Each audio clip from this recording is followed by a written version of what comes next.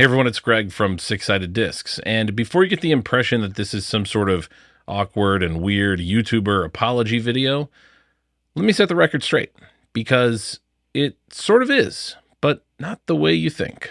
My mistake is something that's been going on for months now, perhaps the entire time that I've been making these videos, and it's called unconscious bias. Unconscious bias is a term that describes the associations we hold outside our conscious awareness and control, and is triggered by our brain automatically, leading to quick judgments and assessments.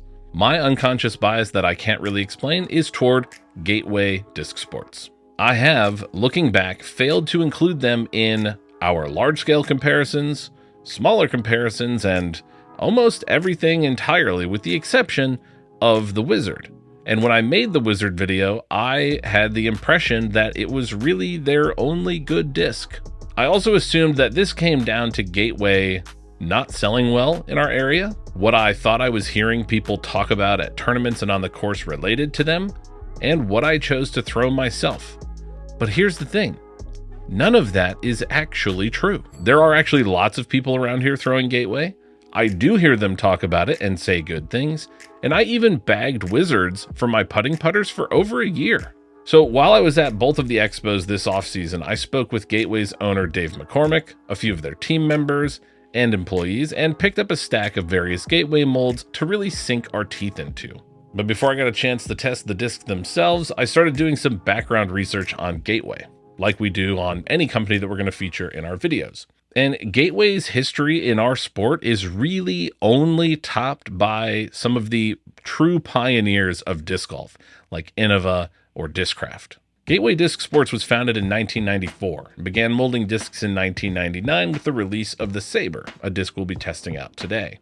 Their owner, Dave McCormick's love and passion for disc golf goes way back to when he was just 11 years old, designing and playing object courses around his neighborhood and at his school. By 1990, he had installed his first course, and that passion for course design still drives him to this day, with over 90 courses installed. Dave was also one of the first inductees into the Missouri Disc Golf Hall of Fame. He's played more than 1,000 courses, and he also has over 50 PDGA sanctioned tournament wins and more than 30 PDGA approved discs. And the more research that I've done about Gateway, the more I've realized that 30 PDGA approved discs number is like way lower than it probably actually is. Because if we go back through our videos we've made in the past, we'll realize that we've featured numerous discs and brands that have an entire lineup made by Gateway, were made by Gateway at some point in the past, or have at least one disc in their lineup manufactured by Gateway, including Black Zombie, AGL, Aquaflight,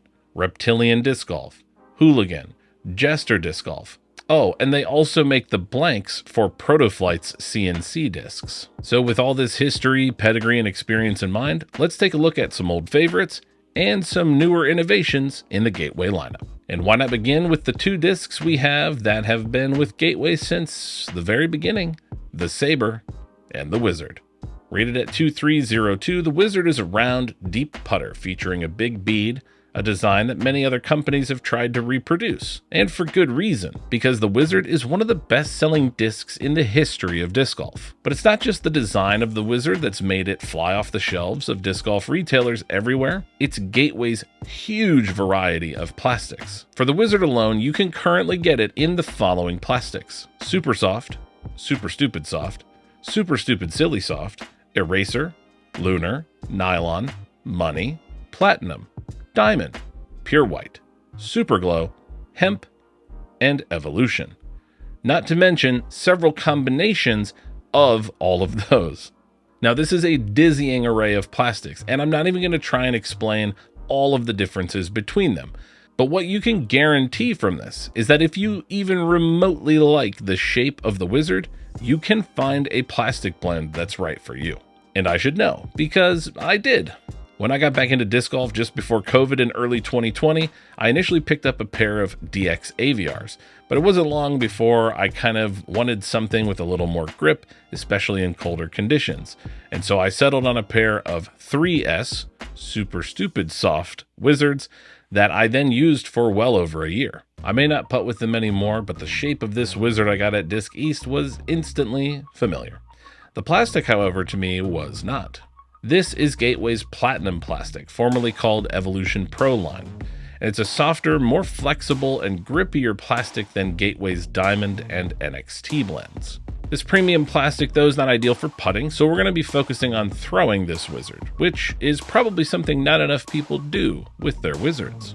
While it isn't going to fly far, the wizard does excel at low speed, accurate, slightly overstable flights on different release angles. Thrown flat, the wizard shows a short forward push before a smooth fade. On Anheuser, and especially if you give it a little more air, it can easily fight out. The only thing that might not work well for the wizard is its depth, because Caleb really struggled to get clean releases with it himself. Already known as one of the best putting putters in the game, the wizard might well deserve a spot in your bag for accurate, tight fairway shots and approaches as well. Let's move on now to one of our other old classics, the Sabre. Rated at 7.5, -1.1, the Sabre is a neutral fairway that Gateway describes as their straightest driver. Here today in Diamond Plastic, a translucent premium blend, the Sabre feels a bit chunkier than many modern fairway drivers. But that's not necessarily a criticism. To my hand, I think it feels really comfortable, and I've kind of had issues with how shallow some low-speed fairway drivers can be. Off the tee, the Sabre flew really well. For both Caleb and I, it did seem a touch more understable, getting a little bit of turn, but no fight back. And when Caleb really powered up on it, it unsurprisingly got a lot more turn. And all of that is a good thing, at least for some people. If you think you throw with a little bit slower arm speed than Caleb and I, you might find the Sabre to be a great straight flying disc for you. Let's move on from the old classics to a few newer things that they've got going on. While Gateway already boasts a variety of popular putters, from the Wizard to the Shaman, Chief, Devilhawk, Voodoo, and more, these two discs represent a recent addition to that lineup and a possible future one. This is the Ghoul, and this is the 44X, a prototype that's not yet in production. But let's begin with the Ghoul. Rated at 3303, the Ghoul is a new overstable approach disc. The signature disc of newly signed forehand specialist Chandler Kramer, the Ghoul features a low profile, rounded rim with a medium-sized bead. It also has what most marketing materials would call a thumb track, though it's more like a recessed flight plate, in my opinion, because it never raises back up to the center of the disc, at least not in this SureGrip plastic.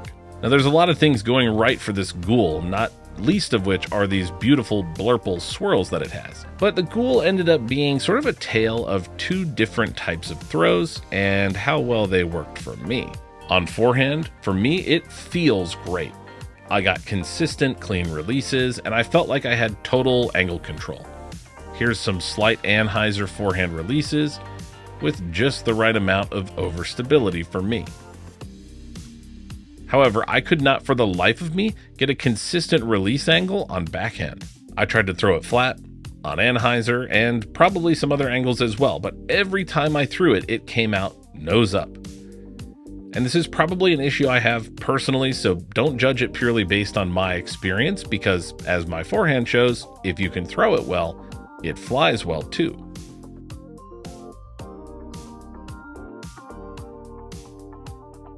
If I had to guess, there's something about how I'm gripping the Ghoul that's leaving my thumb maybe in the thumb track or on the edge of it, that's tipping it just a little nose up when I throw. Next though, let's take a look at the 44X prototype that we picked up at Disc East. And the 44X immediately caught my eye, and not just because it's purple. As soon as I picked it up, it felt great in my hand, but there was also something oddly familiar about it, and I didn't figure out what it was until I got some insight from Dave a few days ago.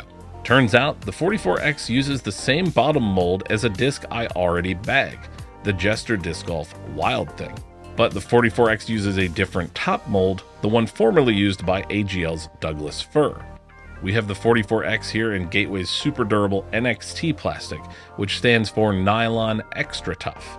And all I can say is the 44X feels and flies like a dream. For both Caleb and I, it was reliably overstable. But much like the Ghoul, I think it was just the right amount of overstability. Thrown flat on backhand, it fought out smoothly. And on Anheuser, it held the angle while slowly fighting out, rather than turning or aggressively fading back. Even when Caleb cranked up the power on it, it held straight, and still found a bit of fade at the end of its flight. Whether the 44X ends up as one of Gateway's discs or in the lineup of one of their proprietary partners, it is definitely a disc worth checking out. Next though, let's take a look at 3 high-speed drivers that range from slightly understable to quite overstable. We have the Aura, Realm, and Spell. These 3 distance drivers represent some of Gateway's newest discs, all approved by the PDGA between May of 2023 and October 2024. In fact, the only discs newer than the retooled Aura are the Ghoul, which we just saw, and the Odyssey Overmold that we'll see in just a minute. Let's begin with the Aura. The Aura is a 12-speed understable driver, and for a 12-speed it fits very comfortably in my backhand grip. Rated with 6 glide, -2 turn, and 1 fade, it should be a slightly understable high-speed driver. And it is. Off the tee from a slight hyzer, it flips up nicely, holds a smooth turn, but doesn't burn out. Which, as far as I'm concerned, is the ultimate test of a slightly understable driver. On the opposite side of the stability spectrum, we have the Spell, rated at 12503. We have it today in Glow NXT plastic, which is definitely quite a bit softer than other NXT discs that I've felt. And off the tee, it was also not quite as beefy as I thought it would be. It did show a little bit of turn before fighting out, though today we did have a little bit of a crosswind that could have contributed to that turn. And for the last of these 3 12-speed drivers, we have the Realm, Gateway's new flagship driver. Sharing flight numbers with the Innova Destroyer, the Realm will have a lot to live up to. And to find out if it's worthy of those numbers, we'll be testing 3 different ones. The first we have here is a Disc South stamped Platinum Realm with a slight dome, weighing in at 174 grams. We also have this domey, stiffer 175 gram NXT Realm. And finally, this flat 172 gram NXT Realm. And I can make our summary of the Realm pretty simple. Regardless of plastic, dome, flat, stiff, soft, 172, 175, they all flew pretty much exactly the same. Here's the domey NXT Realm to start us off. It gets some turn, but fights back for easy 350-foot distance right off the shelf without breaking a sweat. Here's that same domey NXT Realm, but thrown on a slightly better angle. We get a brief turn before it fights back. The red Platinum Realm flew almost exactly the same. Bit of turn and some fade. And even the flat yellow Realm had a similar flight. For Caleb, on maybe a flatter angle, it showed that same turn and fade. And even for me on forehand, on the very first shot, this flat Realm came out super clean, showed a bit of turn, and once again, came right back. I can't remember the last time I threw 3 different versions of the same disc and got such a consistent flight between them. So, the Realm is the real deal. But one of the things that Gateway is perhaps most known for these days is their willingness to try new things, pushing the envelope of what you can really make discs out of.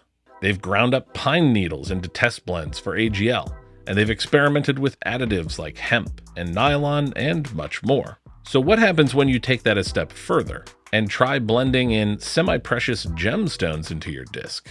Well, you get this, the Morningstar. Well, not exactly. You can get the Morningstar in other plastics like this NXT one, but here they've taken a stiff premium hemp blend and crushed up specular hematite into it. What is specular hematite, you might ask? Great question. According to the internet, it's commonly associated with grounding, protection, and balance. While there's no scientific evidence to support its healing properties, many people believe in its metaphysical benefits. Scientific evidence or not, it looks pretty cool. And I could see there being some really cool visual effects by adding other precious gems or metals. Anyways, the Morningstar is rated at 5401, and the design is inspired by older classic mid-ranges like the San Marino Rock or the Buzz. Both of these are slightly domey and super stiff, so let's see how they fly. At slower speeds, both plastics were capable of fairly straight flights.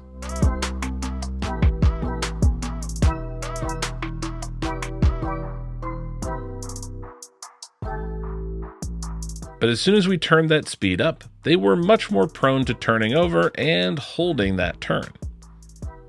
I think the Morningstar would be ideal on tightly wooded fairways, more protected from the wind, where players can use it to shape shots on a variety of angles. That, and it would be an excellent beginner-friendly mid-range.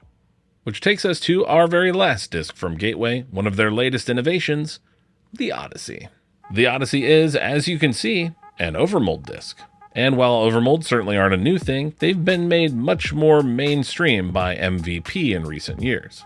The Odyssey is a control driver, rated at 8.5 -2.1, and in this stiff NXT overmold, it's definitely very different to the rest of the Gateway discs that we've tested. Once again, we have two to test today. The first teal one here is very flat and weighs in at 168 grams. While this purple one is 175 grams and very domey. And while those three realms pretty much flew exactly the same, that is not the case for these two Odysseys. The flat, lighter Odyssey was very understable. For both Caleb and I, it turned quickly and never thought about coming back.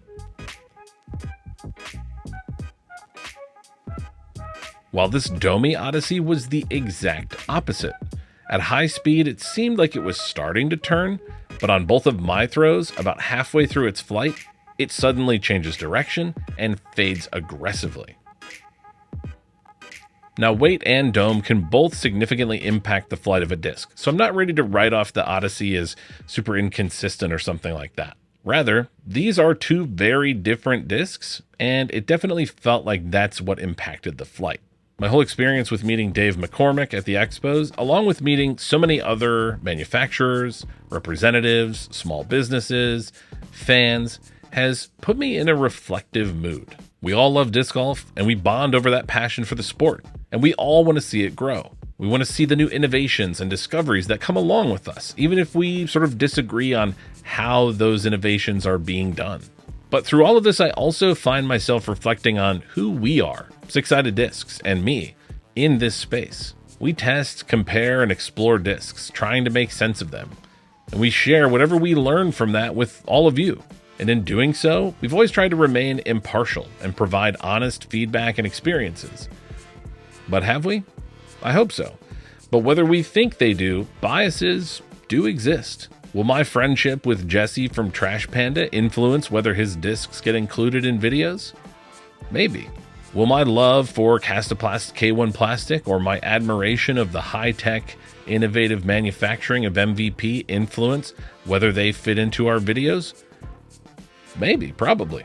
And did Dave McCormick pointing out to me that we've failed to include them in most of our videos start me down a path that eventually led here? Probably. But no matter which discs get included, or the ones we choose to feature or not, what I can promise to you, our viewers, is that we'll always strive to do better. What do you all think of Gateway? And have you thrown any of their discs? Tell us about your experiences in the comments below. And also comment below what other discs, brands, or topics you'd like us to cover in the future. For Six Sided Discs, I'm Greg. We'll see you in the next one. Now, this is a dizzying array of plastics, and I'm not. According to the internet, it's commonly. Mariva. You gotta lay down. Go lay down. Lay down. While there's no scientific evidence to support its healing properties, many and also comment below whether if you like this content and want to see more, please consider liking the video, subscribing to our channel, or supporting us on Patreon. Your support makes this content possible.